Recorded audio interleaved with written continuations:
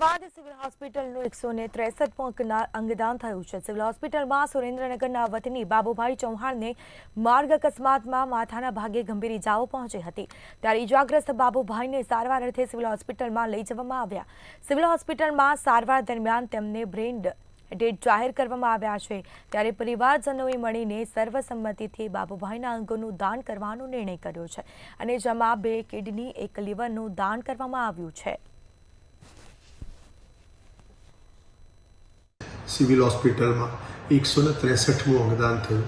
બાબુભાઈ ચૌહાણ 46 વર્ષીય પુરુષ, લીંબડી સુરેન્દ્રનગરના રહેવાસી, રોડ ટ્રાફિક એક્સિડન્ટ થતાં બ્રેન્ડેડ થયા અને એમને સિવિલ હોસ્પિટલ ખસેડવામાં આવ્યા, જે એમને બ્રેન્ડેડ ડિક્લેર કરી અમારી ટીમ દ્વારા એમના પૂરા પરિવારે એક સાથે એકજૂટ મળી અને અંગદાન કરવાનો નિર્ણય કર્યો અને એમના તરફથી સિવિલ હોસ્પિટલને 1 લીવર અને 2 કિડની દાનમાં મળ્યા।